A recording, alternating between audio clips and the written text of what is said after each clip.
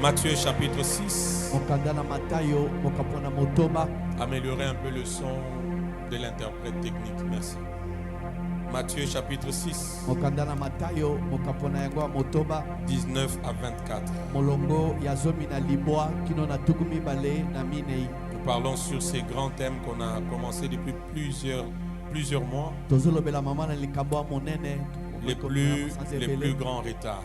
Est-ce que le plus grand retard existe? Oui, il existe.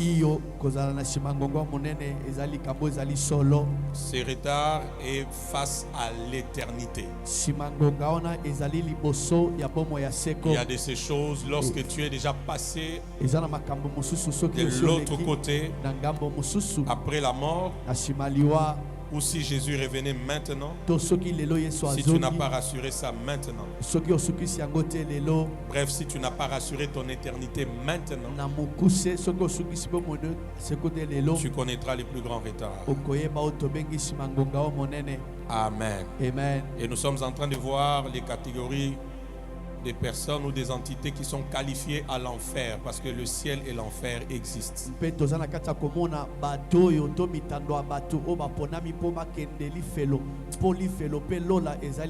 avons parlé du diable et les anges déchus. Nous avons parlé des incroyants, des païens. Et nous sommes en train de parler sur plusieurs riches ou nombreux riches. Pas tous les riches, mais nombreux riches. Amen. Amen. Je disais Amen. Amen. 19-24. Matthieu 6, 19-24. Si vous nous suivez en ligne, soyez bénis. Il est écrit, ne vous amassez pas de trésors. Est-ce que vous avez écrit ce passage? Matthieu chapitre 6, 19-24. Ne vous amassez pas des trésors sur la terre où la teigne et la rouille détruisent et où les voleurs percent et dérobent. 20.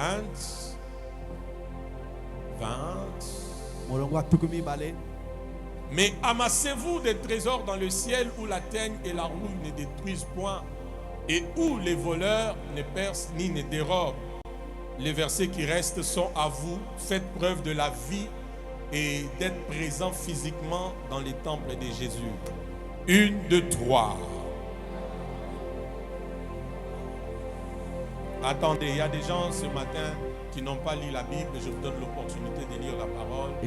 Lisons-la avec respect, considération, parce que c'est la parole de Dieu. 1, 2, 3.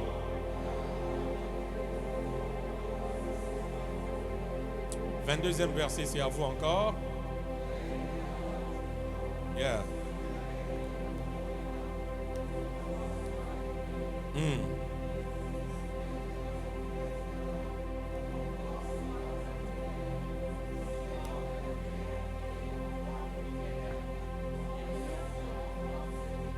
Yes.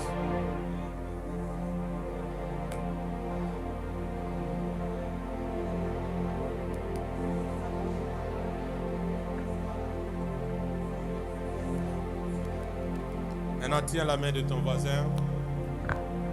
Lis avec lui le dernier verset, le verset 24. Comme un vivant, tu le secoues. Tu lis pour lui, lui aussi en train de lire pour toi. Et tu comprends la pensée prophétique de Dieu. 1, 2, 3.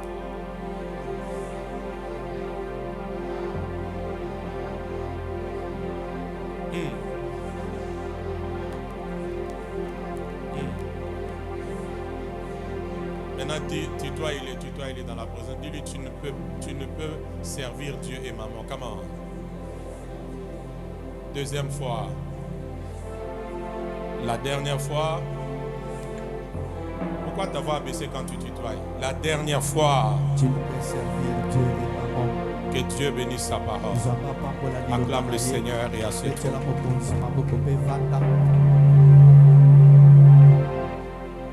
Gloire à Dieu. Nombreux riches iront en enfer. Suivez-moi bien ce matin. Il y a beaucoup de choses dont nous avons déjà parlé. Je ne vais pas trop revenir dessus. Mais nous sommes à l'étape où nous comprenons que plusieurs riches qui iront en enfer ont un problème. C'est le problème, Papa Bora, de l'œil. Alléluia. Amen. La Bible dit: ne vous amassez pas sur cette terre des trésors qui ne vont vous amener nulle part. Je paraphrase. Où la teigne et la rouille détruisent, et où les voleurs percent et dérobent.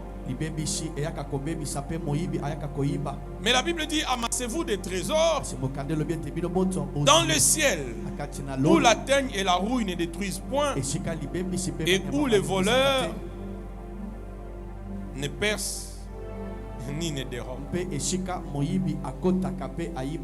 Suivez-moi. Leader, il est pour en arriver là. C'est une affaire de l'œil. Suivez-moi très bien ce matin. Alléluia. Alors que la vie sur la terre t'oblige d'avoir les moyens, t'oblige d'avoir l'argent. Écoutez bien la logique de Dieu. Suivez très bien. Reviens à ce passage et puis on commence. La logique de Dieu, c'est de ne pas s'amasser des trésors sur la terre. C'est de ne pas s'amasser des trésors sur la terre, où la teigne et la rouille détruisent, et où les voleurs percent et dérobent. La logique de Dieu, c'est le verset 20. Mais amassez-vous des trésors dans le ciel, où la teigne et la rouille ne détruisent point, et où le voleur ne perce ni ne dérobe. Ministre Évariste, je me rends encore compte que la logique de Dieu, suivez-moi très bien, par rapport aux richesses, elle touche le ciel. Église, suivez-moi très bien ce matin. La logique de Dieu n'est pas de rester sur la vie présente, la vie terrestre, parce qu'un jour elle va s'arrêter. La logique de Dieu, c'est d'aller au-delà de la vie terrestre pour considérer ton éternité. C'est-à-dire, même quand Dieu te donne des richesses, allez, j'allais bien le dire, quand Dieu te donne de gérer ses richesses, parce que nous ne sommes pas propriétaires, nous sommes des gérants et des intendants. Donc même quand Dieu te donne de gérer ses richesses, Église, suivez-moi très bien, Dieu ne veut pas que tu sois prisonnier de la vie terrestre avec tes richesses. Dieu veut que tu réalises à un moment donné, sur cette terre, tout va s'arrêter. L'église est là ce matin. Amen. Tout va s'arrêter. Ça sera le tour du ciel. Ça sera l'affaire maintenant de l'éternité. Amen ou pas amen? Maintenant, qu'est-ce qui va t'aider à ce niveau? Suivez-moi. C'est l'œil. La perception, la révélation que tu as sur les richesses et sur l'argent. Parce que je t'ai dit, maman est destructeur. Maman est séducteur. C'est pourquoi au même moment, tu veux servir Dieu. Maman te réclame aussi pour lui rendre les cultes. Par la cupidité, par la malhonnêteté, par l'égoïsme, par même la méchanceté. Amen ou pas amen? Amen. L'œil est la lampe du corps. Et si l'œil est en bon état, tout de toi sera éclairé. Amen ou pas amen? Amen. Nous avons parlé de deux types d'œil ici. L'œil simple et l'œil méchant. Ce n'est même pas moi, mais ce sont les Écritures. Amen. Amen. Amen. Amen. Écoutez-moi, je commence par là ce matin. L'œil méchant va t'empêcher de réaliser l'éternité. Quand je vous parle des riches, quand je parle de l'argent, des richesses, l'objectif n'est pas seulement que tu prennes un engagement de $500, $1,000, $10,000. Comme je vois certaines personnes qui prennent des engagements ici. C'est une très bonne chose. Mais ce que Dieu poursuit, c'est que tu réalises ton éternité. L'église, vous êtes là? Amen. L'église, vous êtes là? Amen. Parce que nous avons vu dans Luc chapitre 16, dans la parabole du pauvre, Lazare et du riche, deux personnes, l'une riche, l'autre pauvre, mais quand ils sont morts, on a découvert maintenant la vérité de leur vie et de leur sort. Aide-moi avant qu'on aille plus loin. Dis à ton voisin, ton éternité est plus que tout. Dis-lui ça encore. Dis-lui encore, ton éternité vaut plus que tout. C'est pourquoi ces jours-là, Marc chapitre 10, cet homme vient vers Jésus.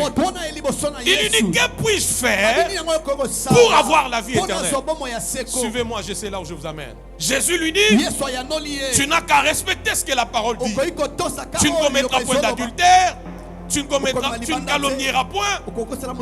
Cet homme dit à Jésus, tout ce que tu me dis là, j'ai déjà pratiqué ça. Suivez-moi, je sais là où je vous amène. J'ai déjà pratiqué ça. Jésus lui dit, ah, c'est très bien alors. Comme ça, va. Vends tout ce que tu as. Donne-les aux pauvres. Et viens. C'est ce qu'on vient de lire ici. Ne vous amassez pas des trésors sur la terre, où la rouille, la teigne font quoi? Détruisent, dérobent. Mais il faut avoir un autre œil.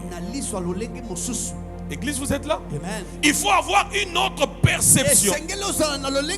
Il faut avoir une autre révélation de l'argent.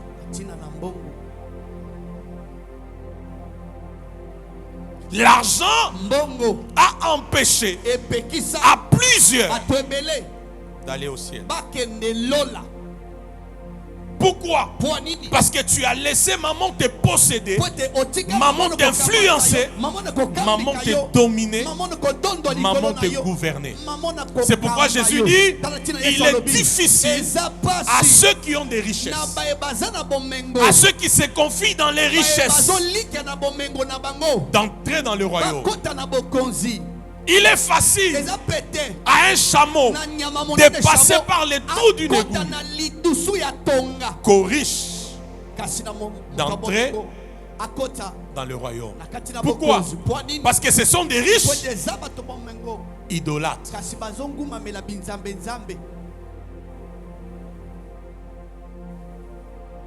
Amen ou pas amen?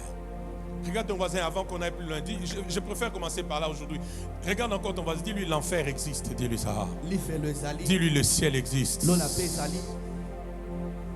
Nota bene. Je t'apporte un autre complément important sur l'enfer avant qu'on décolle un peu.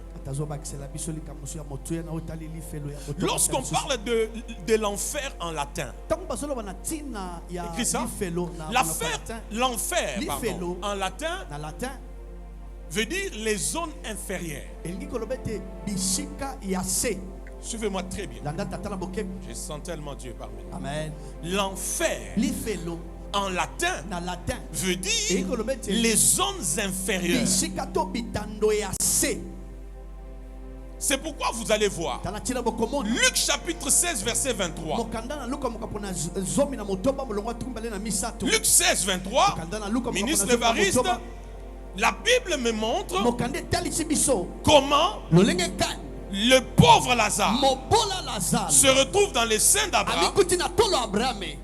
Le riche, après sa mort, se retrouve dans les lieux de tourment. Et la Bible dit ceci: dans le séjour des morts, il leva les yeux. Pourquoi du séjour des morts il lève les yeux? J'insiste, c'est parce que l'enfer fait allusion au quoi? Au quoi? Aux zones inférieures. C'est vraiment plus. Amen.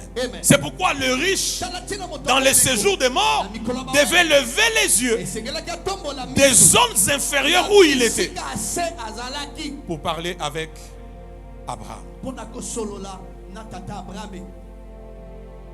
Amen ou pas amen? Amen. Ajoutons encore un peu de connaissance.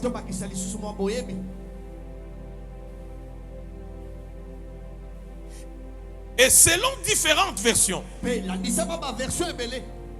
mot enfer se réfère aussi à ce qu'on appelle séjour de mort. Ésaïe 14, 9-15. On avait beaucoup exploité ça un mardi ici pour ceux qui viennent à l'école. Ésaïe 14, 9-15.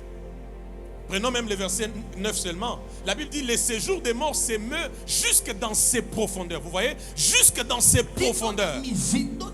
Pour t'accueillir à ton arrivée, il réveille devant toi les ombres, tous les grands de la terre. Il fait lever de leur trône tous les rois des nations.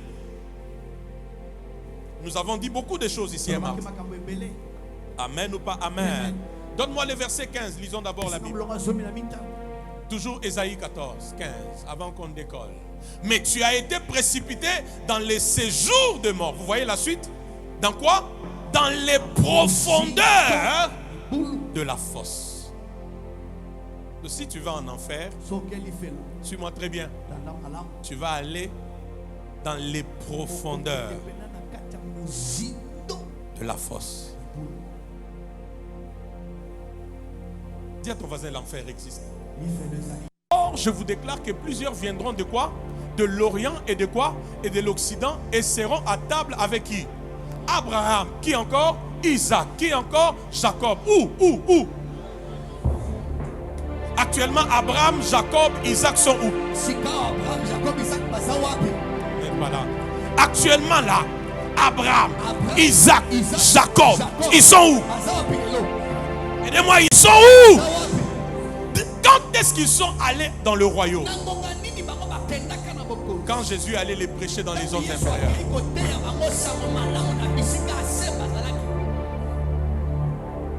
Technique, vous avez bougé encore le son. Amen ou pas amen? Alors je disais ceci: l'enfer, le séjour des morts, les zones inférieures, c'est différents lieux. Alléluia. Maintenant, il y a un lieu où il y avait les Abraham, une autre cellule. Bon, c'est pas pour aujourd'hui. Je vois que c'est pas pour aujourd'hui. Non, je vois que c'est pas pour aujourd'hui. La manière que vous me regardez, c'est comme si c'est pas pour aujourd'hui.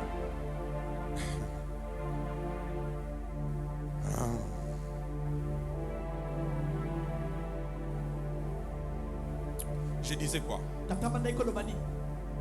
Les régions inférieures, c'est plusieurs lieux dans les séjours de mort. Vous avez écrit ça? Amen. Les régions inférieures.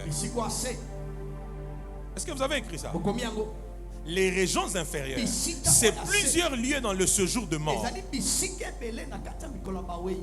Ainsi, Jésus est allé par exemple dans la cellule où étaient Abraham et les autres. Un autre lieu est appelé enfer. Matthieu 5, 29. Et un autre lieu aussi est appelé, avant la venue de Jésus, le sein d'Abraham.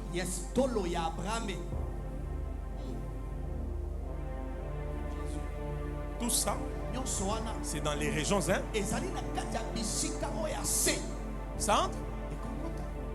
Non.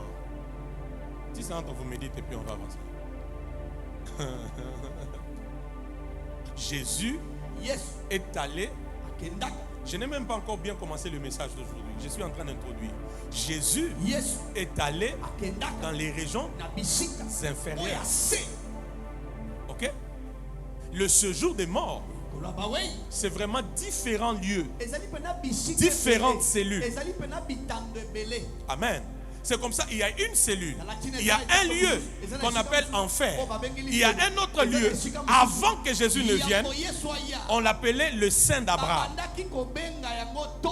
Tout ça, c'est les blocs des régions inférieures.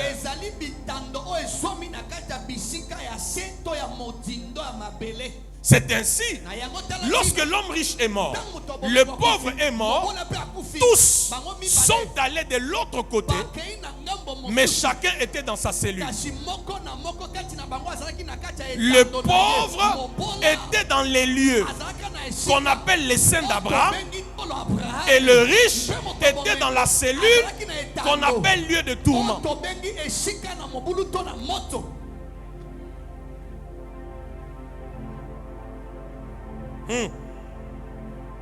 Écrivez quelques autres expressions de l'enfer, quelques autres expressions rapidement. Il faut aller réécouter cet enseignement à la maison. Il est allé dans les régions. C'est au pluriel, non? Aidez-moi. C'est au pluriel, n'est-ce pas? Attendez, avant qu'on décolle. C'est au pluriel, n'est-ce pas? Quand on parle des régions, des lieux, des cellules, ça veut dire que c'est un peu comme dans cette pièce. Il y a ici, il y a les toilettes, il y a les bureaux. Est-ce que vous voyez ça?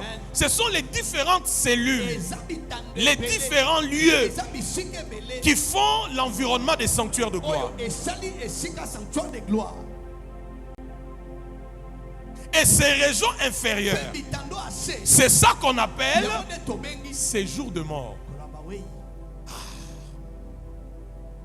Il faut que je vous enseigne ces choses. Je ne sais pas si vous comprenez ça. On appelle ça séjour de quoi? Des morts. Ça veut dire on appelle ça les lieux où, allez, je l'ai dit de manière plus simplifiée, les lieux où on retrouve quoi? Les morts. Maintenant, tous les morts ne sont pas pareils. Il y a les morts qui sont morts en Christ. Il y a les morts qui sont morts dans le monde.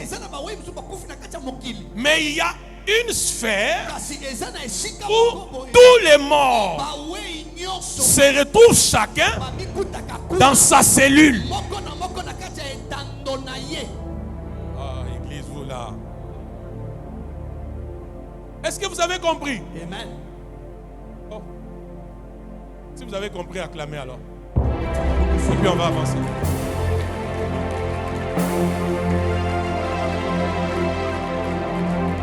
Je prends un cas plus pratique. Je prends le cas. Le palais de la nation. Palais de la nation. C'est ça? Palais de la nation, non? Non, ok, là ça peut vous compliquer. Prenons le Parlement. Vous voyez ça? Qui a déjà été au palais du peuple? Même en passant, pour que vous puissiez comprendre. On appelle ça quoi? Le Parlement. Mais le Parlement, c'est quoi? Aidez-moi. Quand on parle du Parlement, on fait allusion à quoi? Hein? Mais voilà. Mais voilà, c'est là où je veux qu'on arrive avec vous. Lorsqu'on parle du Parlement, on fait allusion à deux chambres. La chambre basse et la chambre haute. La chambre basse, c'est l'Assemblée nationale. La chambre haute, c'est le Sénat. Mais tout est dans un bloc. On appelle ça Parlement. C'est la même chose. Les régions inférieures, c'est ce qu'on appelle le séjour des morts. C'est un cadre très vaste avec plusieurs lieux. Tous ceux qui meurent vont là-bas. Maintenant, chez nous ici, tous ceux qui sont sénateurs, députés, vont au Parlement.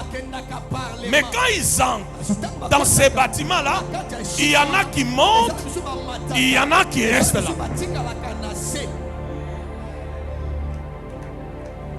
Là maintenant vous commencez à comprendre. C'est la même chose aussi. Les régions inférieures, c'est le séjour de mort. Donc c'est comme un endroit où quand tu meurs, parce que tu es mort, tu te retrouveras là-bas. Mais ce n'est pas que tous les morts se retrouveront dans la même cellule. Il y a des morts qui vont monter. Il y a d'autres qui restent en bas. Quand Abraham est mort, il est allé dans le séjour des morts. Mais dans la cellule de ceux qui ont cru. Maintenant, quand Jésus meurt, il va dans les zones inférieures, tout droit à la cellule où les Abraham et tous ceux qui avaient cru se retrouvaient. Il leur dit, celui en qui vous avez cru là, c'est moi. Je suis maintenant venu pour vous prêcher l'évangile et pour vous sauver. C'est là où ils sont nés de nouveau. C'est pourquoi aujourd'hui, ils sont dans le royaume des cieux. Qui reçoit la révélation? Vous comprenez ça? Maintenant, ceux qui meurent dans le monde, dans le péché, ont aussi leurs cellules. On appelle cette cellule l'enfer. C'est bon maintenant? Voilà. Maintenant, même ici, si tu n'as pas compris, attends seulement les repêchages. Amen ou pas amen? Donc ils sont dans l'enfer. Parce qu'ils ne sont pas en Christ. Ils sont morts païens. Ou encore ils ont été des idolâtres. Frères, sœurs, l'enfer.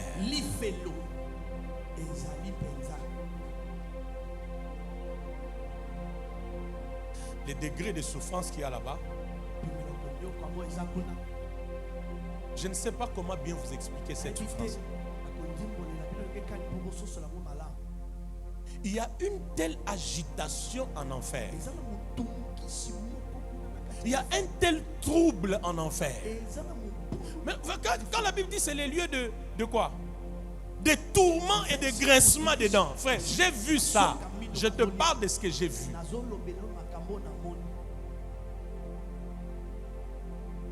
C'est une souffrance. Non, laissez. Quand ton voisin pour rien au monde ne va pas en enfer, dis-lui non, pas en enfer. Dis-lui que tes richesses ne t'amènent pas en enfer. Dis-lui ça. Dis-lui c'est pourquoi sois riche pour Dieu, sois riche pour l'église, sois riche pour le monde qui t'entoure.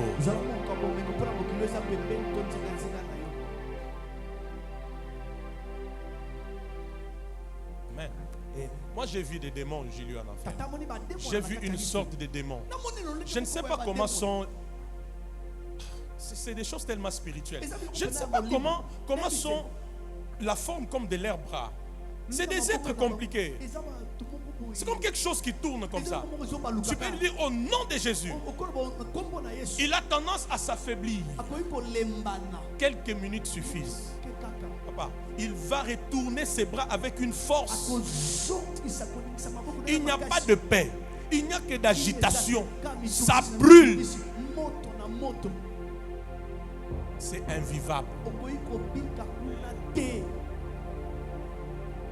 Je sais que tu parles à quelqu'un.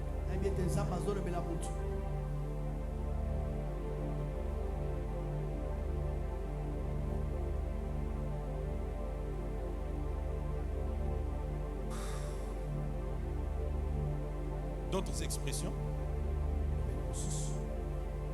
L'enfer, on l'appelle autrement écrivain. La ruine éternelle. Vous allez trouver ça dans la Bible. Ruine éternelle. Ruine éternelle. Écrivez aussi une autre appellation. Fournaise ardente. Ajoutez feu. Donc vous brûlez, mais vivant. Et vous subissez ça. Ajoutez encore châtiment éternel. Honte éternelle. Ajoutez abîme. Fosse. Gouffre. Et ce qui me dérange, je peux recommencer pour vous rattraper. Ok, je disais ruine éternelle, fournaise ardente, feu, châtiment éternel, honte éternelle, abîme, fosse, gouffre. Et la dernière expression, c'est dehors.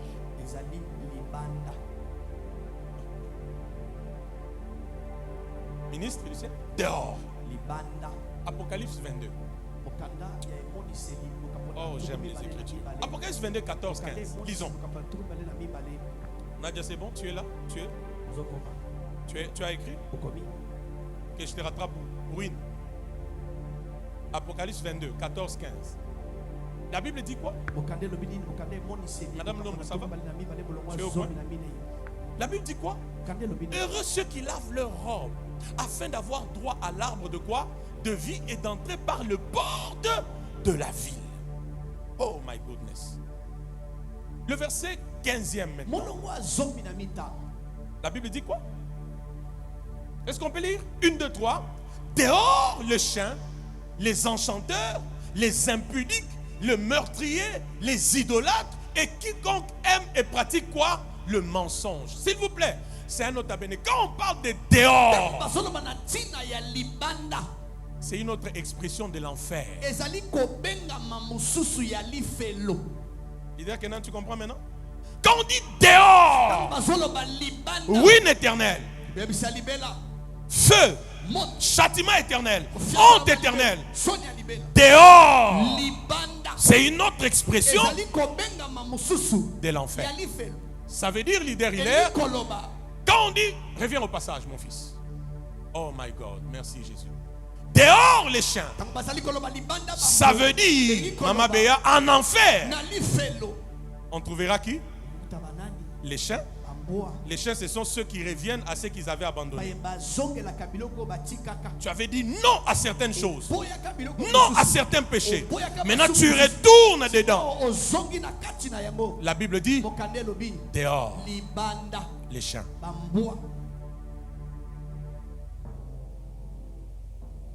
Natiki. Mais aux ongeli lissus. La Bible dit dehors quoi? Les chiens. On ajoute. Non seulement les chiens, qui encore?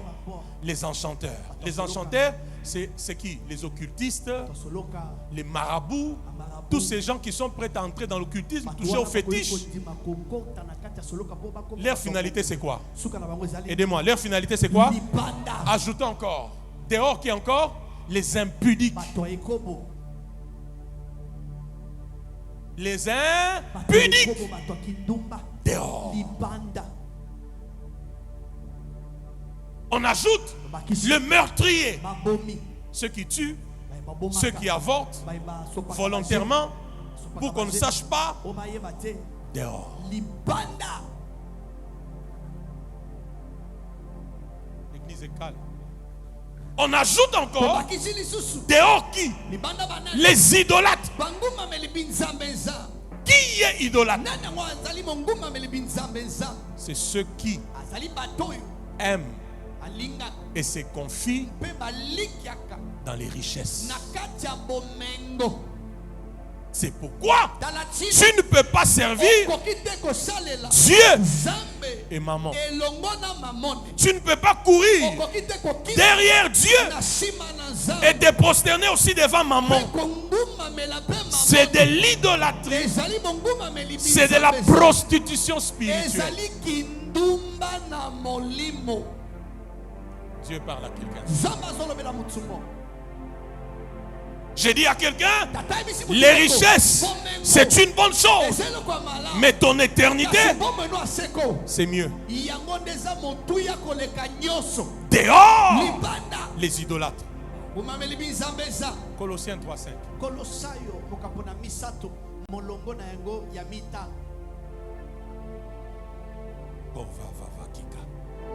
Je sais que Dieu parle.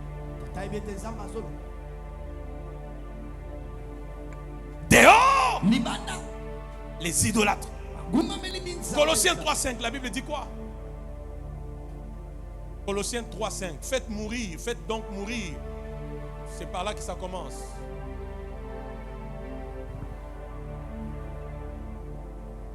Voilà, la Bible dit, il est écrit, faites donc mourir les membres qui sont sur la terre. Est-ce qu'on peut les lire avec vous? 1, 2, 3, quoi et quoi?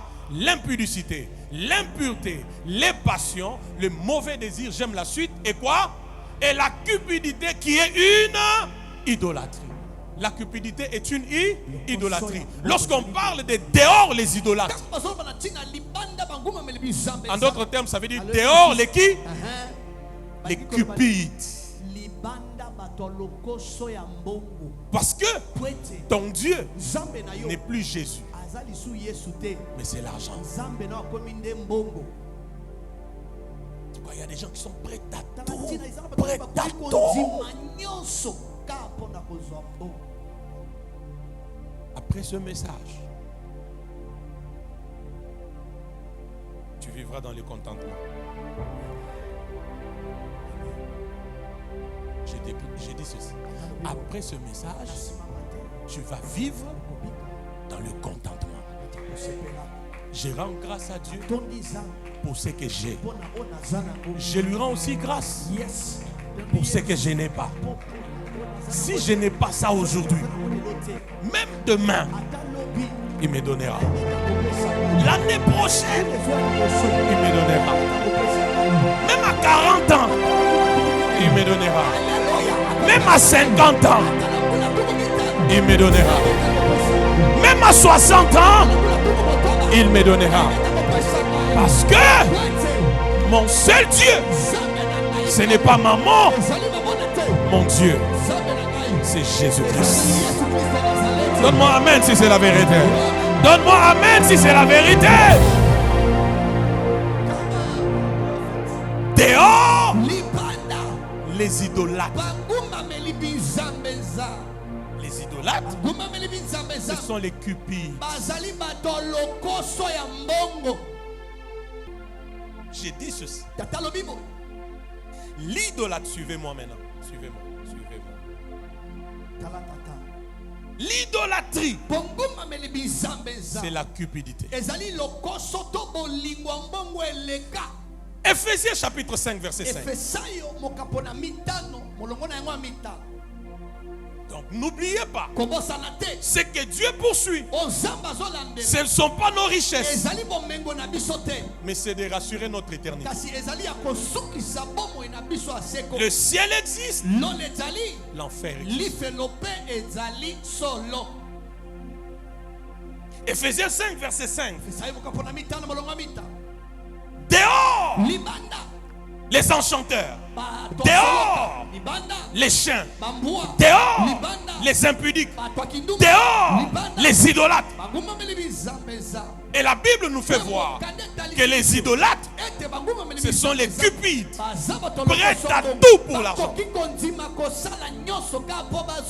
Amour et désir immodéré de l'argent.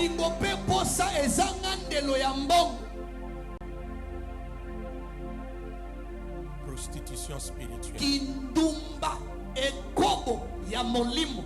C'est ça l'idolâtrie. Yangonde bonguma melibisa beza. Maintenant la conséquence, Ephésiens 5:5. Yokamba no sika.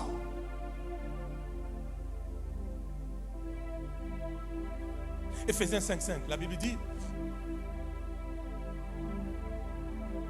car sachez-le bien, aucun impudique ou impur, ou encore qui? Aidez-moi, j'aimais quand on parlait avec vous. 1, 2, 3. Car sachez-le bien, aucun qui? Impudique ou impur ou cupide, c'est-à-dire idolâtre, n'a d'héritage dans le royaume de qui? De Christ et de Dieu.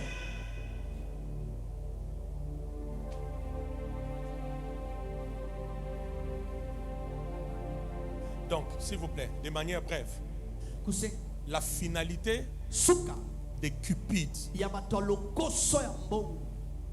en d'autres termes des idolâtres, leur finalité c'est quoi? Aidez-moi, leur finalité c'est quoi? Aidez-moi encore, leur finalité c'est quoi? L'enfer ou dehors. Parce que vous ne pouvez servir Dieu et maman. Soit c'est Dieu, soit c'est maman. Mais maman est séducteur. Maman est destructeur.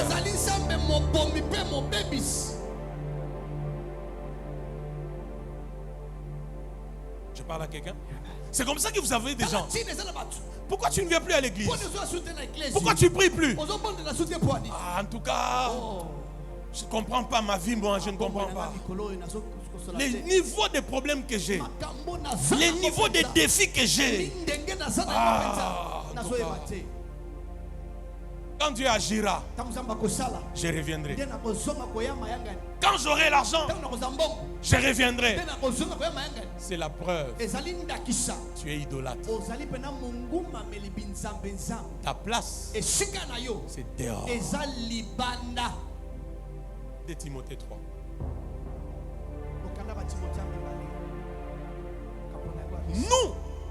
Nous devons être riches. D'abord pour Dieu, pour son royaume, au travers de l'église et pour le monde qui nous entoure. Sinon, tu es encore pauvre. La Bible dit quoi? Lisons. Lisons, je vous donne quelques passages qui vont nous aider. Lisons un peu, lisons. Si jusqu'à là on est béni, on peut acclamer à la gloire de Jésus.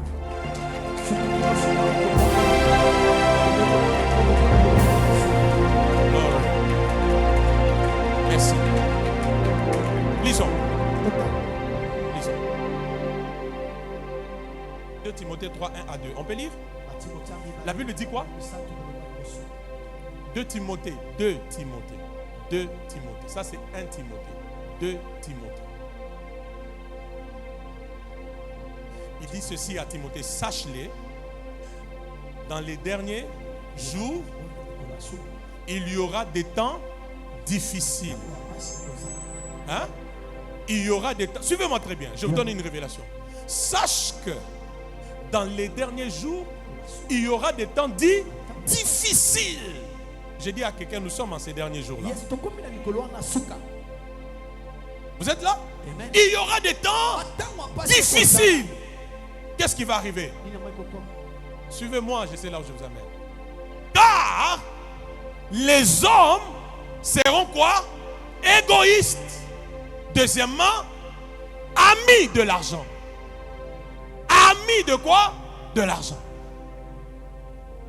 C'est un autre amène. L'apôtre Paul dit, ministre, dans les derniers jours, il y aura des temps difficiles. Car les hommes, suivez-moi, car les hommes, ça veut dire les temps difficiles, ce sont les hommes. Attends, je vais t'aider à comprendre. Ça veut dire les signes par lesquels tu sauras que les temps sont difficiles, ce sont les hommes.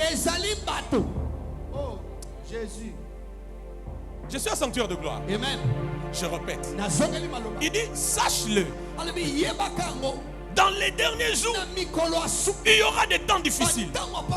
Car les hommes seront égoïstes, amis de l'argent. En d'autres termes, les temps difficiles, c'est les hommes. Autrement dit, les hommes seront les signes par lesquels tu connaîtras que maintenant ces temps difficiles sont arrivés. Par quoi?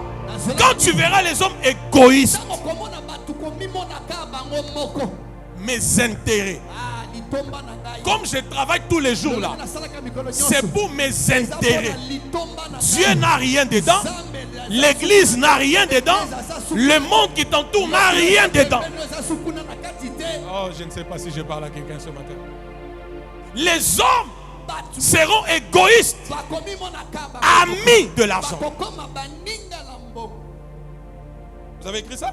Dans les temps difficiles, en vérité, ce sont les hommes. Le comportement que les hommes auront expliqueront que ce temps-là est arrivé. Aïe, aïe, aïe, aïe, aïe, aïe, aïe. Je prie au nom de Jésus. Sois un signe qui annonce des temps de faveur. Pas les temps difficiles. Bon, attends, je cherche les 100 premiers amen qui comprennent. Sois un signe qui annonce des temps de faveur.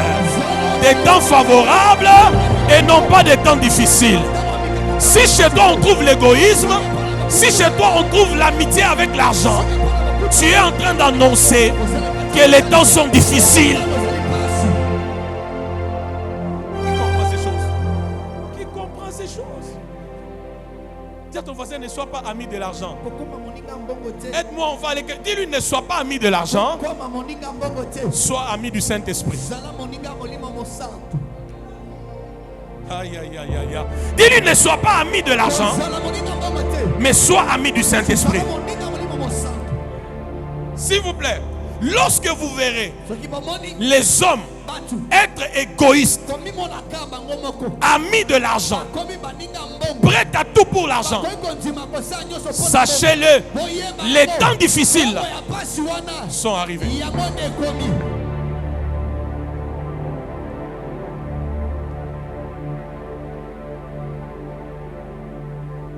Maintenant, regarde la conséquence quand tu aimes l'argent. Ecclésiaste 5. Ecclésiaste 5, verset 9. La Bible parle, les Écritures parlent. J'aime que les Écritures parlent. Oh, quelle gloire ici ce matin. Grégoire, tu comprends ces choses? Ouais. Les temps difficiles, c'est pas aux 12h, 15h. Ce sont les hommes. Quand tu le regardes, c'est dans quoi ils se retrouvent. Dis que les temps sont favorables ou alors les temps sont dits difficiles. Ecclésiaste 5, 9. Lisons, s'il vous plaît. Les gens seront égoïstes. Amis de quoi? De l'argent. Et je vous ai dit ceci. Parmi les éléments du culte à maman, comment tu sauras que tu adores maman?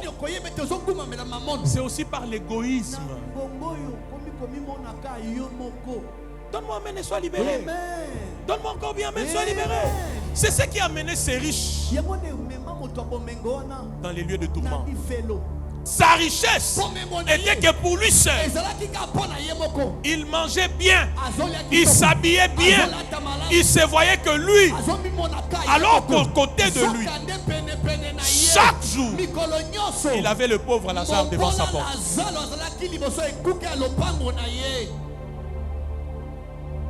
Je sais que Dieu parle.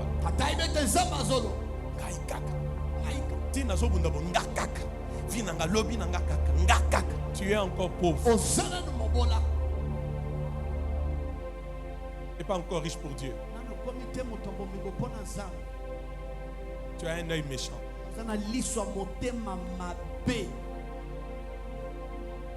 Ami de quoi? De l'argent. On peut lire? Lisons. Ecclésiaste 5:9. Moi j'aime les Écritures. Hein? J'aime les Écritures. Qu'est-ce que la Bible dit? On peut lire avec vous? Un très bon passage. Je vous dis, c'est un très bon passage. On peut le lire vraiment. C'est un très bon passage. Même vous qui me suivez en ligne, c'est un très bon passage. On peut le lire. 1, 2, 3. Celui qui aime l'argent n'est pas rassasié par l'argent. Et celui qui aime les richesses n'en profite pas. C'est encore là une vanité. Qui parle ici? C'est Salomon. L'homme qui a été les plus riches de la terre. Il a fait la folie qu'il faudrait faire. Et en conclusion, il se rend compte que celui qui aime l'argent n'est pas rassasié par l'argent. Celui qui aime les richesses n'en profite pas. C'est encore là une vanité.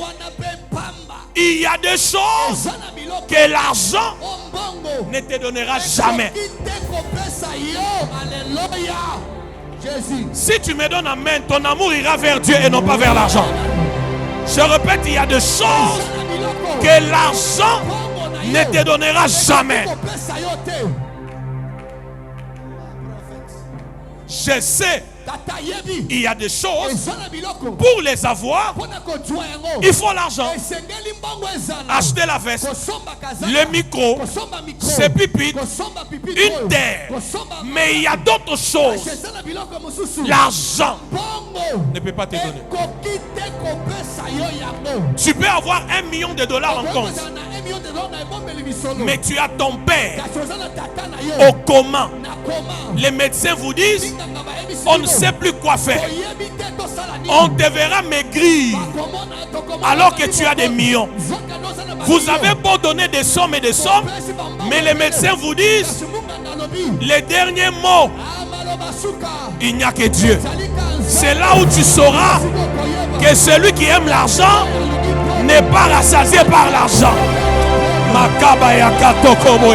Celui qui aime l'argent n'est pas rassasié par l'argent. J'ai prié pour toi ce matin. L'argent ne sera jamais ton maître. L'argent ne sera jamais ton maître. L'argent ne sera jamais ton maître. Mais tu seras le maître de l'argent. L'argent restera ton serviteur. L'argent restera notre serviteur. Tu me donnes ton meilleur. Amen. Alléluia. C'est pourquoi la Bible dit, dans 1 Timothée, lisons 1 Timothée. Je sais pas pourquoi l'Esprit de Dieu m'amène là. Dans 1 Timothée 6. Oh mon Dieu. 1 Timothée 6. Moi le verset 11. Jésus.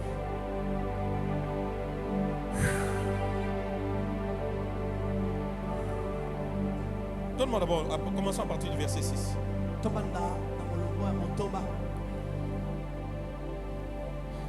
Tout le mois de novembre, je vous parlerai sur les richesses des enfants de Dieu. Yes.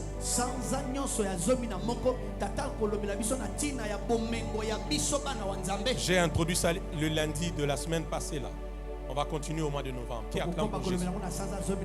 Tu vas découvrir les Luc 14, 13. Ceux qui meurent dans le Seigneur, leurs œuvres les suivront. Les œuvres qui vont te suivre, ce n'est pas la villa que tu auras achetée pour toi-même. Bon, je cherche le côté qui comprend ce message. Ce n'est pas la voiture que tu auras achetée pour toi-même. Ce n'est pas des sommes d'argent que tu auras dépensées pour faire étudier que tes enfants en Europe. C'est pourquoi la Bible dit, en venant sur la terre, nous n'avons rien amené. Frère, la vie sur cette terre, ce n'est pas ça l'éternité. Il y a une éternité qui nous attend. Chaque jour de ta vie, réalise que cette vie, de manière brusque, elle peut s'arrêter. Et quand elle s'arrêtera, tu seras face au rendez-vous de l'éternité. Nous n'avons rien amené. Nous n'emporterons aussi rien. Mais il y a une chose qui va nous suivre dans l'éternité, ce sont nos œuvres. Ce que tu auras fait pour Dieu, ce que tu auras fait pour l'église, ce que tu auras fait pour le monde qui t'entoure.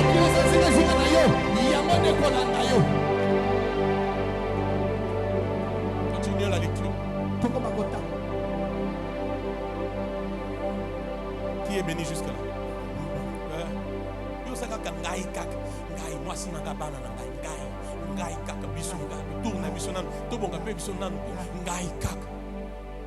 Pauvre. Couple pauvre. Si donc nous avons quoi? La nourriture et les vêtements, cela nous suffira. Ça, c'est la lecture des gens qui ont l'éternité comme une préoccupation.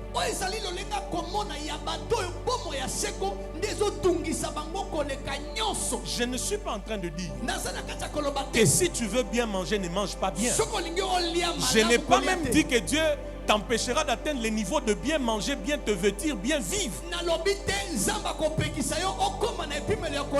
Mais quand tu as la préoccupation sur ton éternité, si Dieu te donne à manger et de quoi te vêtir, tu lui rendras grâce. Sinon, l'amour de l'argent te poussera au vol, aux erreurs, aux escroqueries, aux manipulations.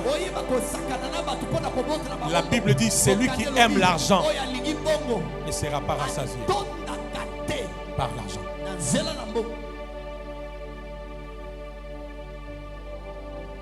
On continue la lecture? Continuons. Continue. Voilà, c'est là où je voulais qu'on arrive. Mais ceux qui veulent s'enrichir, on continue avec vous, 1, 2, 3, tombent dans quoi? Dans la tentation, dans le piège, dans beaucoup de désirs insensés et pernicieux qui plongent les hommes dans quoi? Dans la ruine et la perdition. 10. Car l'amour de l'argent est une racine de tous les maux, et quelques-uns en étant possédés se sont rejetés se sont égarés loin de quoi? De la foi, et se sont jetés eux-mêmes dans de biens de tourments. Christ, tu entends ça? Des biens de quoi? De tourments. Tu as ça, mais tu n'as pas la paix. Tu as ça, mais tu as vendu ta dignité. L'église n'aime pas entendre ce genre de choses. J'ai dit, tu as ça, mais tu as honte d'en parler. Des biens, des tourments. Aide-moi à dire à ton voisin, pas les biens des tourments. Dis-lui ça. Je sais que Dieu parle. Dis-lui encore bien, pas les biens des tourments. Il y a mouillibité, il y a lokutate, il y a escroquerie, il y a kindumbate, il y a occultisme, il y a marabouté, il y a okenaiki, namboka basokolio, namukua, et puis ozongi bapesio kodia, il y a kodia te, il y a mokua te, il y a nyosoana te. Ozu yango nanzela normal. Il est celui qui prend de la poussière. Le pauvre, il l'amène dans les sillages des grands. Il prend l'indigent de la poussière, il le fait asseoir avec les grands. Il est celui qui élève, il est celui qui rabaisse, il est celui qui donne la vie, il est aussi celui qui donne la mort. L'élévation ne vient ni de l'Orient ni de l'Occident, mais l'élévation a une adresse. C'est El Shaddai, le Dieu tout-puissant, le Dieu tout-suffisant. J'annonce à quelqu'un, il entrera dans ta situation, il entrera dans ton tableau, il changera les choses. Tel qu'il a élevé les autres, il t'élèvera aussi. Tu deviendras une icône dans les finances. Donne-moi Alléluia.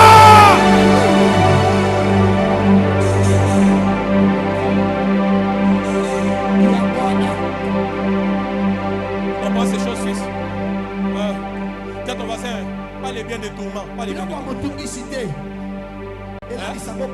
Donc tu là tu vestes Et ça n'a pas venu aux autres. Parce que il y a beaucoup de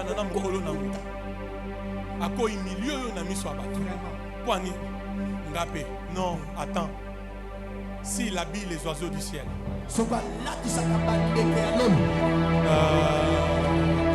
Tu n'as pas vu qu'il y a meilleur habilleur, il y a meilleur sapeur. C'est notre Dieu. Il connaît toutes les griffes. Il a les meilleures griffes. Et il a sa propre couture à lui. J'ai dit, il a sa propre couture à lui. Lorsqu'il va en Éden, il trouve l'homme en train de s'embrouiller pour s'habiller avec une ceinture de feuilles de figue. Et il dit, ça c'est quoi ça? So kangi loketo. Oh non, c'est ça pour l'élé. Non, c'est pour l'élé. Non, c'est pour l'élé. Tikangana la kisoge, na latisaka. Zaba bominyama. Il prend les peaux. Il lui fabrique une tunique. Quand tu es habillé de la tunique, devant on ne peut pas te voir, derrière on ne peut pas te voir. Il n'y a pas meilleur habillé comme notre Dieu. J'annonce à quelqu'un, fais confiance à l'Éternel. Ne te confie pas dans les richesses. Mets ta confiance à l'Éternel. Il te vêtira, il te nourrira, il te prendra en charge, il t'aidera, il te soutiendra. Que les 200 premiers amen reçoivent la grâce. Les biens de tourment. Oui, va bien Thomas en eni. Pesinzo lelo. A pied sur 1000. A kanisi ko komi jouer na. Tu ne viens pas aujourd'hui? Ok, les sous. A salib sala sala. Après aux hommes, il y a payé 3000. Et puis je me suis dit, mais depuis que je t'attendais, c'est pas ça. Voilà, un peu comment tu as vu. Bon, oui, mais l'argent, oui, mais je deviens comme une jouet. Je deviens jouet, moi. Voilà, t'as mon tenu orange revers. Tobani na umsala jour moko to signer contrat jour moko. Yo déjà na range revers. Ah, tika isa makambo. Quoi?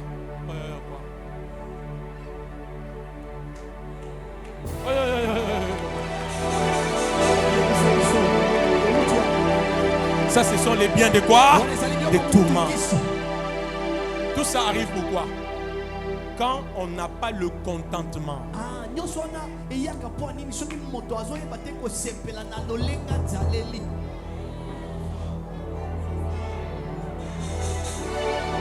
Les manques de quoi? De contentement. Dis à ton voisin le contentement. Et dis-lui, contente-toi de ce que tu as. Dis-lui encore bien, contente-toi de ce que tu as. Je vais vous révéler un principe. Dans la vie, on ne parlera pas de toi en fonction de ce que tu manques.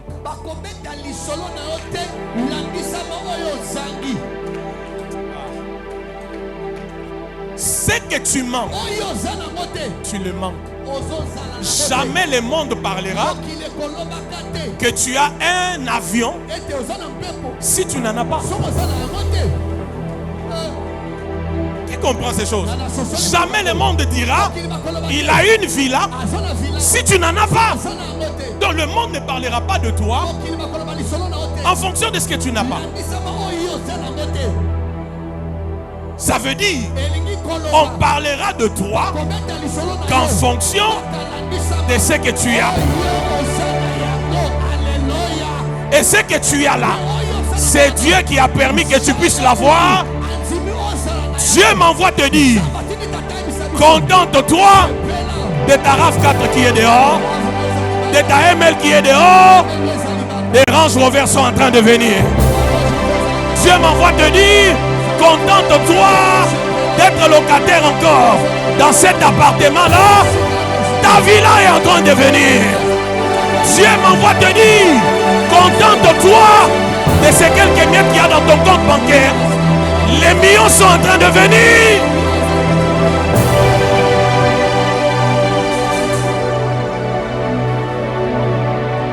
Regarde ton voisin, dis-lui pas les biens de tourment. Dis-lui pas les biens de tourment. Dis-lui encore bien, pas les biens de tourment.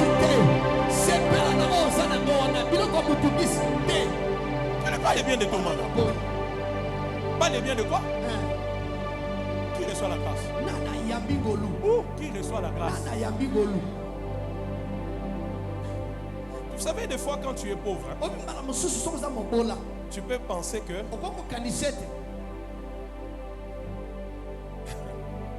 tu peux penser qu'au fait, c'est quand tu auras l'argent que tu seras bien. Je vous donne un TP. Continuez Ecclésiaste 5 ici à la maison, n'est-ce pas? Donne-moi 9. Reviens à Ecclésiaste 5. Reviens à Ecclésiaste 5.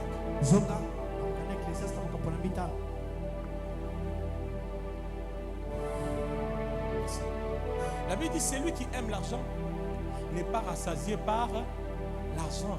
La suite, et celui qui aime les richesses n'en profitera pas. C'est encore là une vanité.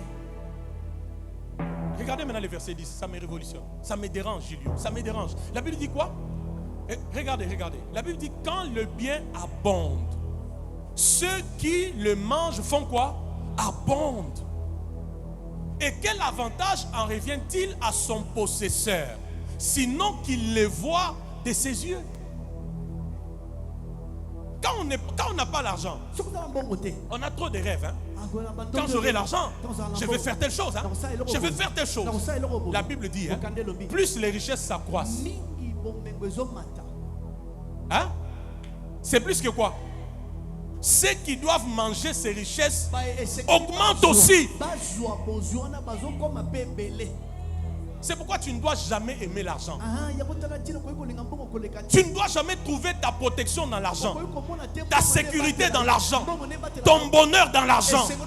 C'est le piège de maman. Qui reçoit la révélation? Quand les biens s'accroissent, ceux qui en mangent augmentent aussi. Maintenant, c'est lui qui en est le propriétaire, le possesseur. Au loin, il verra que c'est richesse. L'argent, c'est comme l'onction. Hein? Ça te change le même jour. Même si on a un esprit à fioti, il y a que bomba pour moutoyer bate papa. So zumbongo zui. Même mutoki na yo, so mto atali yango alobi oh. Jo ya komo simambo. Oui. Mutoki ya pauvreté ezalaka. Il y a moi souffle en bongo ezalaka. Il y a vrai mbongo ezalaka.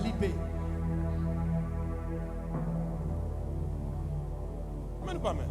Amen. Tu peux mettre un pauvre ici, habillé en veste, bien cravate, un riche là, juste en polo et tout. Même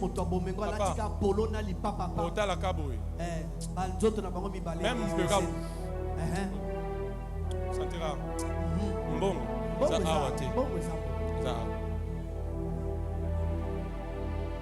J'ai dit l'argent c'est comme l'homme.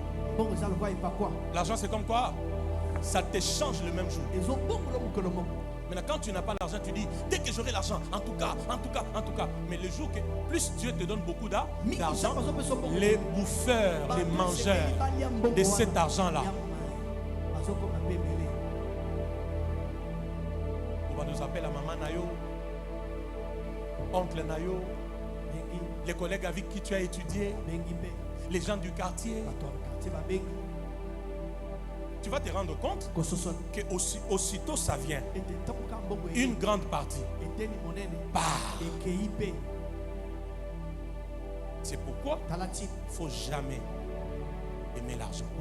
Il ne faut jamais être prêt à tout pour l'argent.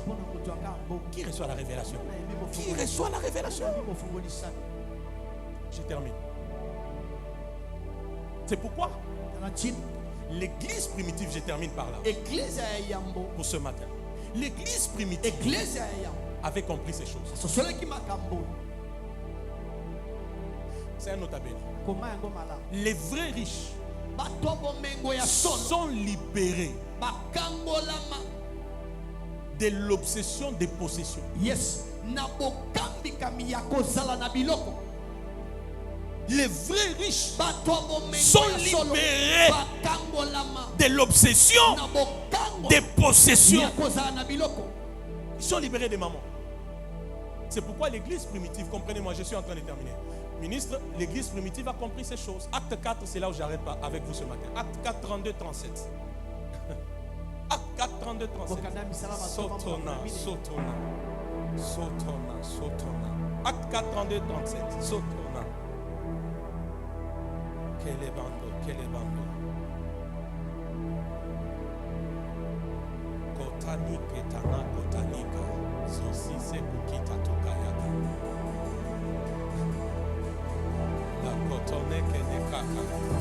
Jésus.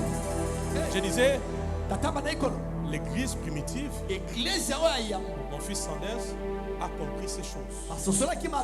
Maman Bibiche, l'église primitive a compris ces choses. Qu'il ne faut pas aimer l'argent.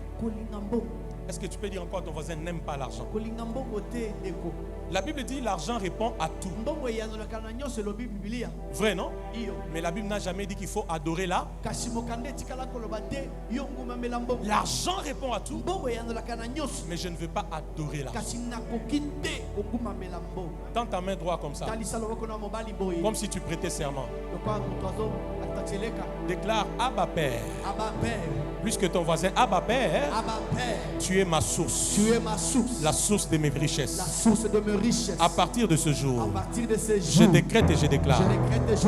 Maman ne me contrôlera plus. Ne m'influencera plus. Ne me gouvernera plus. Je ne serai jamais ami de l'argent. Je ne serai jamais égoïste. Je déclare, moi Vicky du Sachet, désormais, je suis riche pour Dieu, pour son œuvre, pour le monde qui m'entoure, jusqu'au dernier souffle de ma vie sur la terre. Au nom de Jésus-Christ, reçois 3 fois cette grâce.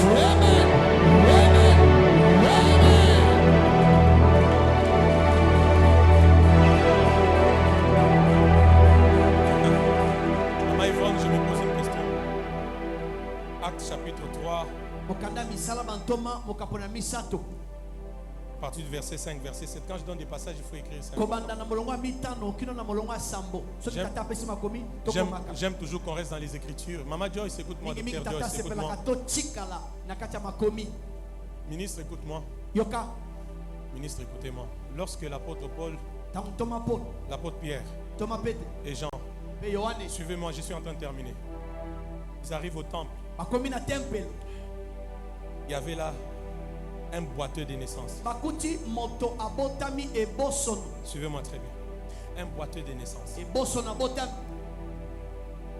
Quand ces boiteux regardent les apôtres, il s'est dit, voilà des hommes auprès de qui j'aurai l'aumône. Cet homme voyant Pierre et Jean qui allaient y entrer, leur demanda l'aumône. Suivez-moi s'il vous plaît. Il leur demanda l'aumône. Pierre, de même que Jean, fixa les yeux sur lui et dit, regarde-nous. On en parlera au mois de novembre, vous comprendrez pourquoi. Et il le regardait attentivement, s'attendant à recevoir de quelque chose. Alors Pierre lui dit, je n'ai ni or, je n'ai ni argent, ni or, mais ce que j'ai, je te le donne. Au nom de Jésus-Christ de Nazareth, lève-toi et marche. Je sais que quand nous lisons souvent ce passage, nous sommes tout excités. Je n'ai ni or, ni argent. Ce que j'ai, je te le donne. Lève-toi, marche. Il a marché. Et puis nous crions. Ministre, maintenant, ce qui me dérange, c'est que comment un apôtre comme Pierre, à la tête d'une église de plus de 3000 personnes, peut manquer l'or et l'argent.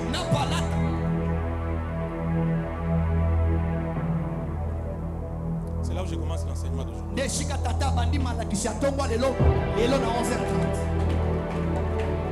Mais je ne serai pas long, je vais arrêter.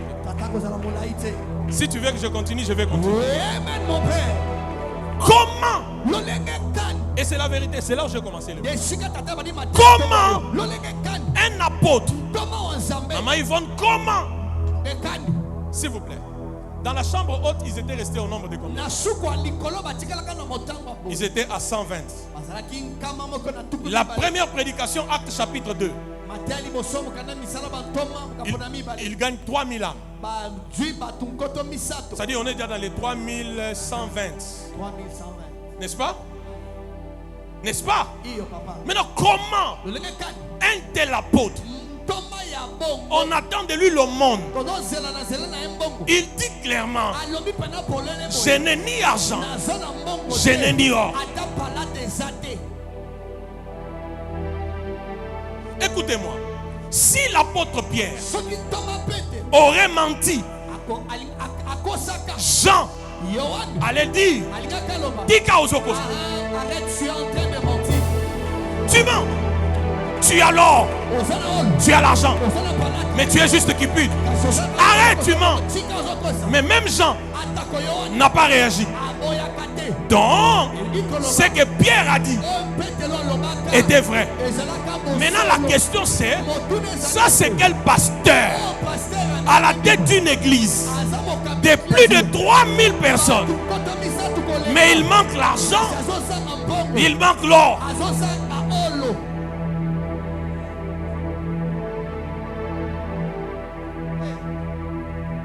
Je peux parler aux aigles ce matin.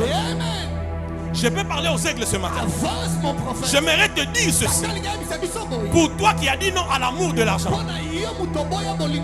Si Pierre n'a pas l'or et l'argent, l'église ne sera jamais bénie. Ça commence à déranger la foi de quelqu'un. C'est là où je t'amène. Si l'or et l'argent manquent chez les apôtres, c'est un problème au niveau de l'église. Ah, les amens commencent à diminuer. Surtout quand il s'agit de l'apôtre, on dit ah, surtout quand on dit l'église, c'est encore bien. Maintenant, quand on met l'homme de Dieu, on dit aïe, aïe, aïe, aïe. Ça va aller où? Toi, ton salaire va où? Comment un apôtre d'une église de plus de 3000, j'arrive, peut manquer l'or et l'argent? Deux réponses. La première réponse, il était au début du ministère. Deuxième réponse, l'église n'avait pas encore la révélation de la richesse selon le royaume. Pas selon le monde, mais selon le royaume.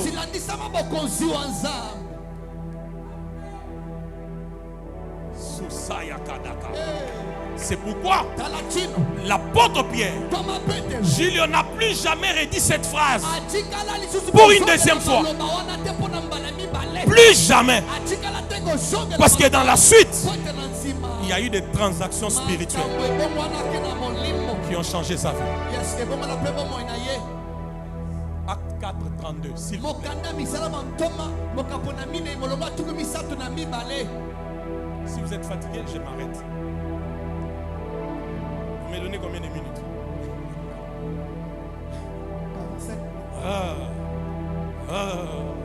On va quelque part. La Bible dit, la multitude de ceux qui avaient cru n'était qu'un cœur et qu'une âme. Nul ne disait que ses biens lui appartenaient en propre. Mais tout était commun entre eux. 33. Les apôtres rendaient avec beaucoup de force témoignage de la résurrection du Seigneur Jésus, et une grande grâce reposait sur eux tous. Car il n'y avait parmi eux aucun indigent. Tous ceux qui possédaient des champs ou des maisons les vendaient, apportaient les prix de ce qu'ils avaient vendus et les déposaient aux pieds des apôtres, et l'on faisait des distributions à chacun selon qu'il en avait besoin. 36. Joseph, surnommé par les apôtres Barnabas, ce qui signifie fils de quoi? D'exhortation, lévite originaire de Chypre, vendit un champ qu'il possédait, apporta l'argent et le déposa aux pieds de qui? Des apôtres.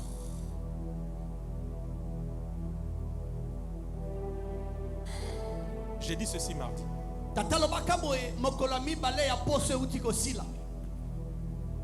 Lorsque Christ apparaît à pied à Paul,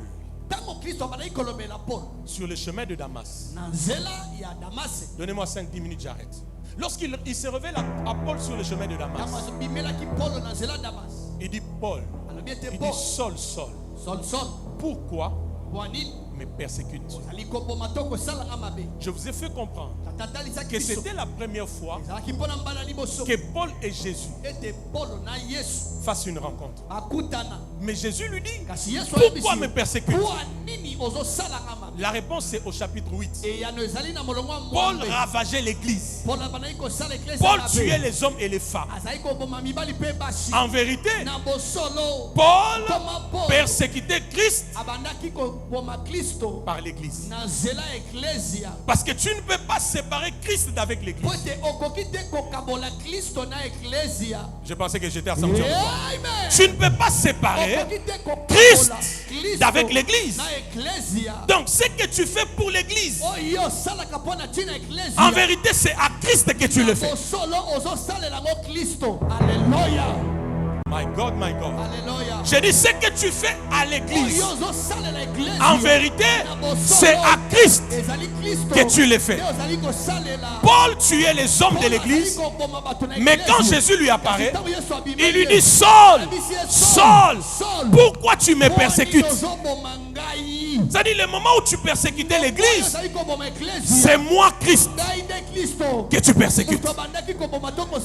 Ce matin, lorsque je parle de l'église, vois Christ. J'ai dit quand je parle de l'église, vois Christ. Tout ce que tu fais pour l'église, en bien comme en mal, ce n'est pas à un homme que tu le fais, c'est à Christ que tu le fais.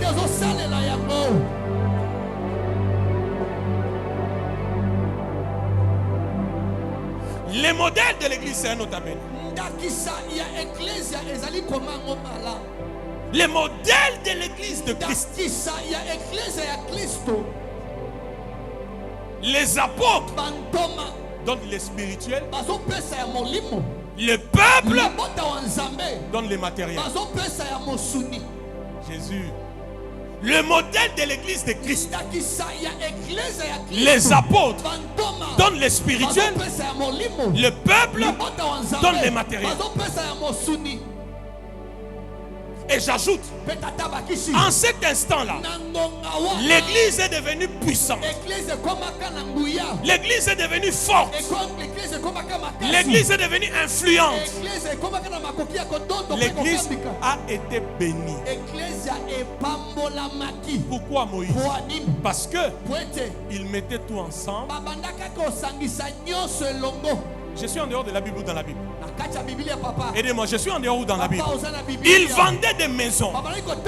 Ils vendaient des champs. Ils amenaient tout dans l'église. Au pied de qui? Il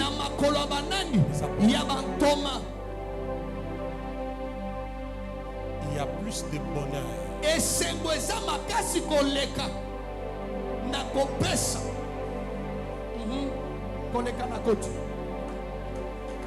Voilà la vision qui me vient. Madame Lomo, tends ta main. Donne-moi un billet. Donnez-moi un billet, s'il vous plaît. Je liste quelque chose. Je dois ouvrir mon sac pour prendre cette chose. Juste un billet, peu importe. Ok, merci. Lève-toi, ma fille. Regardez. Dala. Et ça la bonne à Olia Lipa. C'est un exemple. Hein? Lipa. Ma fout en zone. Le truc là qu'on met la peinture là, c'est bon. Fond de teint. Fond de, hein? Fond de teint. En Perse, il y a moins. Tout. Hein? C'est un exemple. J'ai dit, dis à ton voisin, c'est un exemple. Dis-lui, c'est un exemple. Changer en après culte. Daddy. Daddy. En tout cas. Papa, c'est ça. Gapé. Ok, ma fille, prends. Daddy, ma fille, prends. Regardez bien, regardez bien. Regardez bien. Ma fille, prend. La main de qui est au-dessus? La main de qui est en bas? Pourquoi vous ne parlez pas? La main de qui est au-dessus? La main de celui qui fait quoi? Qui donne. Et la main de qui est en bas? Ça illustre quoi? Ça illustre les supérieurs et l'inférieur. En vérité, quand tu donnes, tu resteras toujours au-dessus. Que les 100 premiers amènes reçoivent cette grâce-là maintenant. J'ai dit que les 200 premiers amènes reçoivent cette grâce-là maintenant. Reste toujours les premiers, reste toujours au sommet et monte encore, monte encore, monte encore, monte encore. Alors que tu dis amen, que maman soit brisée dans ton vie au nom de Dieu. Celui qui donne gardera toujours la supériorité.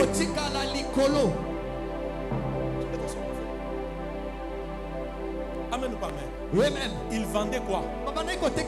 Des maisons, des terres. Et ils amenaient ça où? Aidez-moi, ils amenaient ça où? C'est un autre béné. Tout ce que tu donnes à Dieu, s'il te plaît, écris ça. Tout ce que tu donnes à Dieu n'est pas une dépense, n'est pas une perte, mais c'est un investissement. Tout ce que tu donnes à Dieu n'est pas une dépense, n'est pas une perte, mais c'est un investissement. Si ça ne te paye pas aujourd'hui, ça te payera demain. C'est pourquoi garde un pied dans la prière et un autre pied dans les sacrifices. Un pied dans la prière, un pied dans les sacrifices. Un jour, tu arriveras au sommet.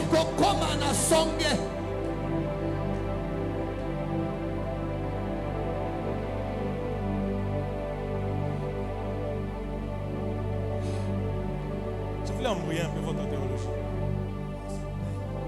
Dans combien de minutes il me reste? Maman Daniela, combien de minutes il me reste? Je voulais embrouiller un peu votre théologie. Que j'embrouille un peu votre théologie. Lorsque j'analyse la vie de Jésus, ma fille blessée, je me rends compte. Je sais que vous serez d'accord avec moi. Je me rends compte que Jésus, j'embrouille un peu votre théologie, permettez-moi ça. Je me rends compte que Jésus, alors qu'il faisait son ministère sur la terre, n'est jamais entré chez un pauvre. Oui, cherchez, papa, avant que je ne prêche là, vous pensez que je ne viens pas raconter des histoires. Cherchez, vous allez chercher. Jésus, ministre Évariste, Jésus n'est jamais entré chez un pauvre. Il n'est jamais entré chez un pauvre. Mais je précise, mais Jésus était venu sur la terre pour servir les pauvres. Ça c'est au moins la nuance. Mais entrer. Allez, on commence. On peut faire l'exercice. Déjà, la première ceinture de Jésus. Les apôtres eux-mêmes. Tu as vu un pauvre là-bas? Luc était un médecin. Matthieu était au péage. Pierre était un pêcheur de poissons. Bon, vous êtes fatigué, je dépose les micros. Pierre était un pêcheur de poissons. Pierre dit, il dit à Jésus,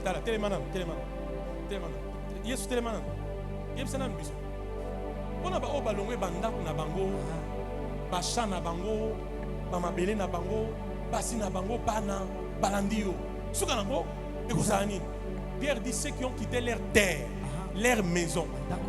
C'est-à-dire même comme ils suivaient Jésus là, ils avaient des terres, ils avaient des maisons. J'ajoute encore, si Pierre mentait, son frère allait dire Jésus,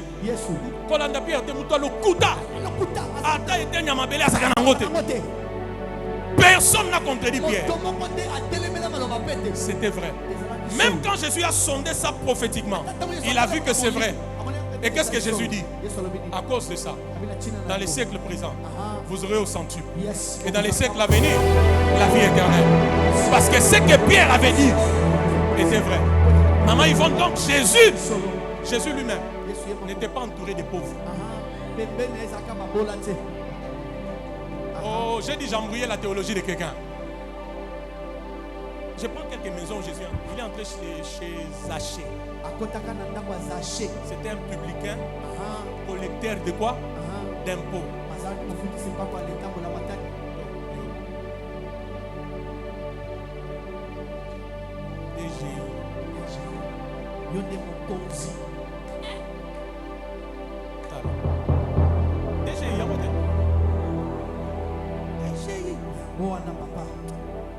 Même si tu es sous-directeur, il y a déjà une église, mais le toson ne pas moi église. C'est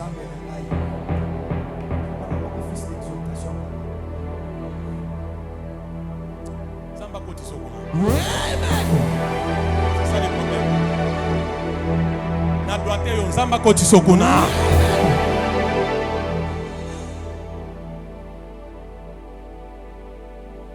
Quand Jésus allait trop chez les Lazare. Chez les Lazare, lisez Jean 12, chez Lazare. Vous voyez pas Lazare, soka est sorti boy. Papa s'est entré. Après à plat. Après à dessert.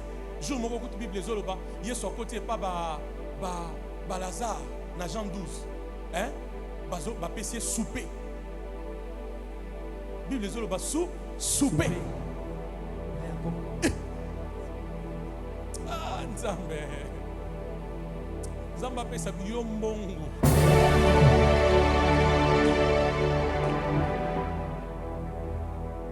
Ah.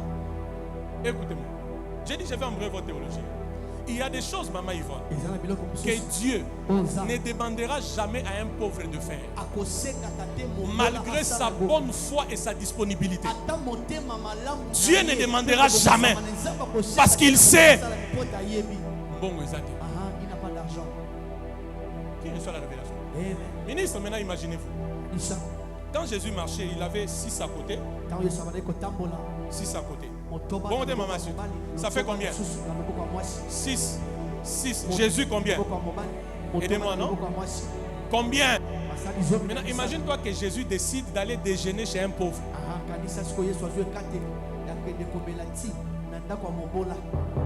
Jésus vient déjeuner chez un pauvre avec son cortège de 13 personnes. Au coco de la crise, il y a une semaine. Après le départ de Jésus, ils te font même une semaine pour payer. 13 personnes. Vous êtes ici ou vous êtes à la maison? 13 personnes.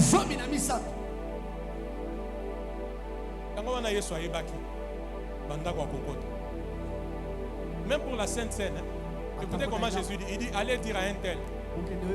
On ne cite pas les noms. Allez dire à un tel qu'il apprête la chambre haute. Madame Maleba, tu me suis? Il faut me suivre. Allez dire à un tel qu'il apprête la chambre haute. Donc, Nathan, Jésus avait déjà des gens qui avaient des maisons en étage. Zamba peso environnement moko bien. Zamba peso environnement ya bat moko bien, ya bien. Amen na yo eza munene bénédiction eza munene. Yo pero comme lipango lipo na entourage na yo.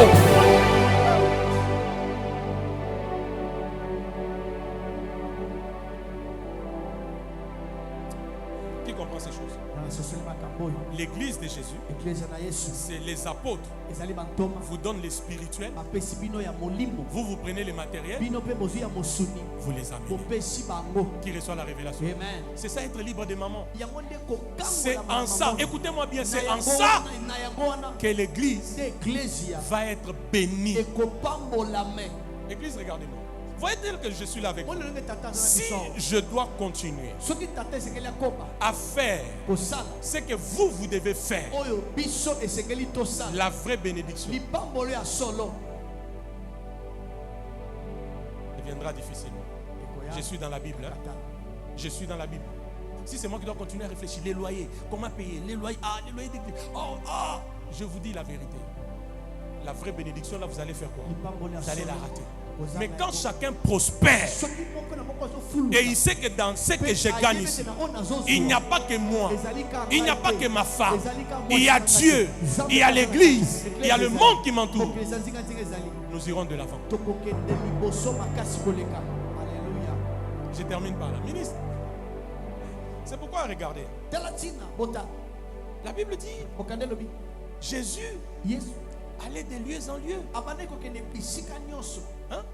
Il allait de lieu en lieu. Pourquoi? Luc 8. La Bible dit il y avait des femmes. Il y avait des femmes dignitaires qui l'assistaient de leurs biens. Maintenant, lui, Dieu, comment il peut avoir besoin de ces créatures?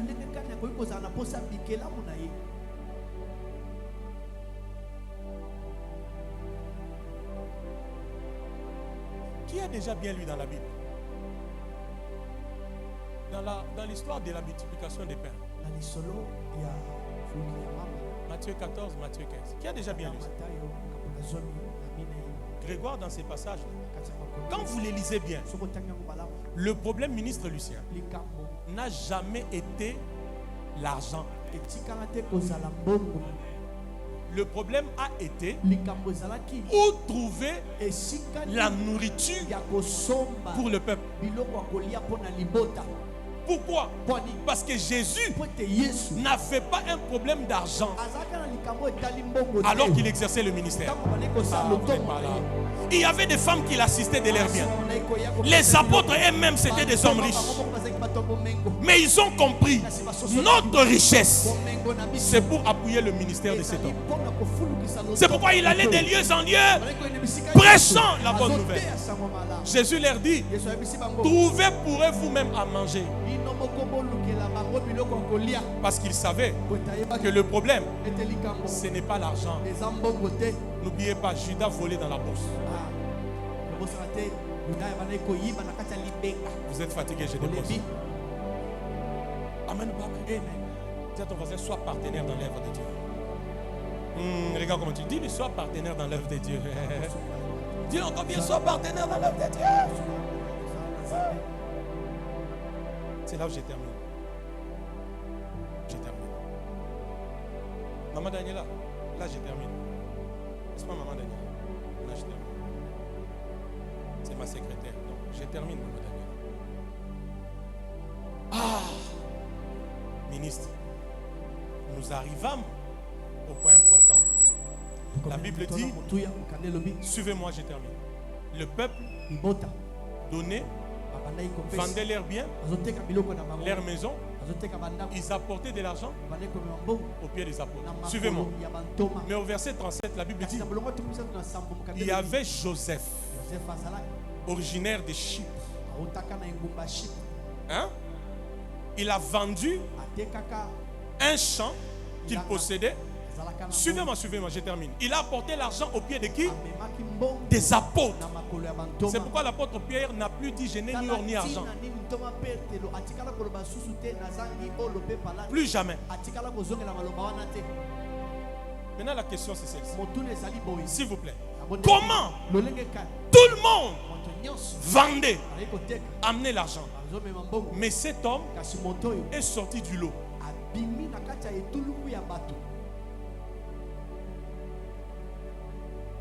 Vous serez d'accord avec moi? Amen. Il y a terrain et terrain. Il y a maison et maison, non? Un terrain à ma campagne et un terrain à Bibois. Ce sont des terrains, mais ils n'ont pas le même prix. Une maison à la Gombe, une maison à Selembao. Ce sont des maisons, mais ils n'ont pas le même prix. Je te révèle le mystère. Les apôtres sont même arrivés à les surnommer qui? Barnabas. Barnabas veut dire fils d'exhortation. Barnabas veut dire fils d'encouragement. Barnabas veut dire fils de la prophétie.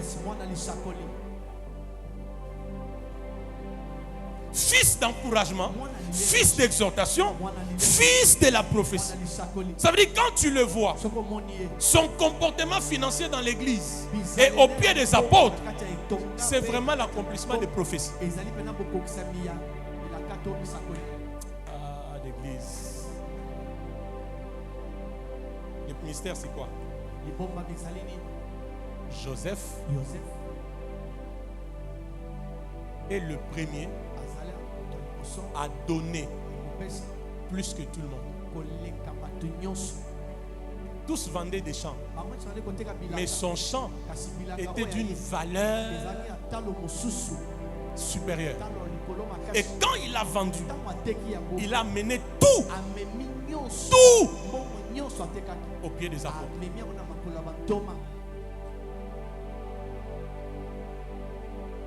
Je vous révèle un mystère. C'est un autre avenir. C'est lui qui a déclenché la prospérité de l'église primitive. C'est Joseph. L'église. J'ai dit, c'est lui qui a déclenché. Tu entends ça? C'est lui qui a déclenché la prospérité de l'église primitive. C'est Joseph. C'est pourquoi les apôtres vont même plus loin. Ils le nomment Barnabas, fils d'encouragement, fils d'exhortation, fils de la prophétie. Est-ce que tu entends ça? Il a donné plus que tout le monde. Vous savez, dans les choses de Dieu, il faut savoir arracher les droits d'aînesse. Oh my God. J'ai dit, il faut savoir arracher les droits d'aînesse. Et dans ces domaines ici, Joseph a arraché les droits d'aînesse. Tu peux être aussi, tu peux devenir aussi le premier à avoir donné le premier 100 000. Regarde comment ton amen commence à diminuer. J'ai dit, tu peux devenir le premier à avoir donné le premier des terrains à l'église. Le premier à avoir acheté tous les matériels à l'église.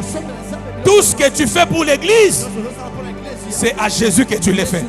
Et Jésus te récompensera toujours.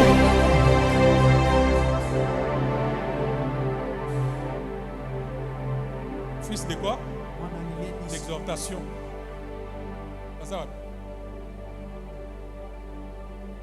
Il y a que Erna Talio, fonction et matinga. Vous comprenez encore? Il y a ce qu'on a monio, fonction à côté et mati. Comment est-ce que vous cassez vos bottes? On a côté à bino, on a côté. Fils d'exhortation. C'est son monio pour encourager. Son monio.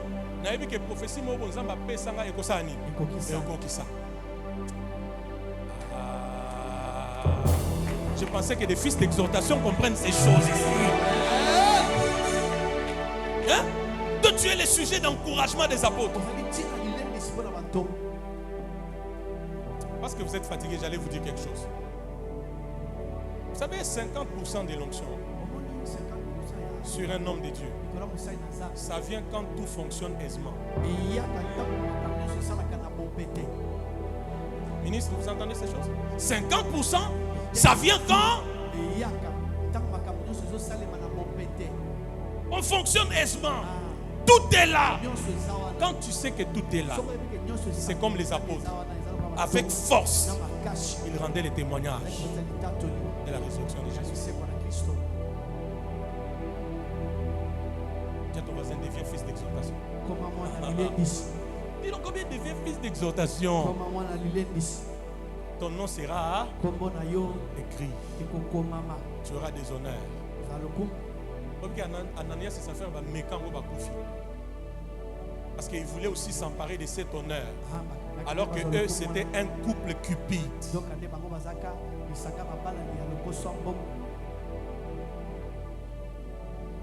Fils de fils de quoi? Fils de quoi? Maman Yvonne, un jour je suis au Zimbabwe. Le prophète Hubert Angel se lève, il dit il y a un de mes fils qui n'était pas venu au culte parce qu'il est en mission.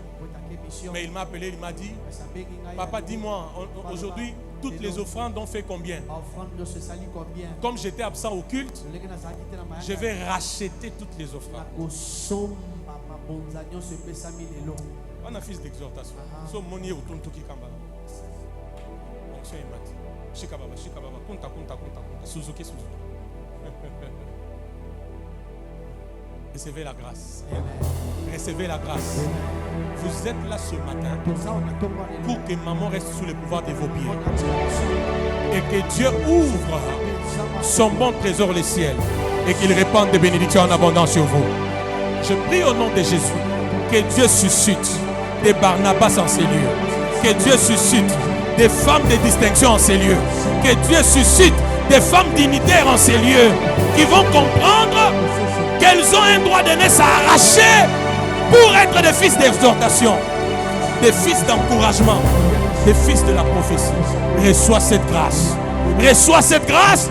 Reçois cette grâce. Même toi qui me suis, reçois cette grâce.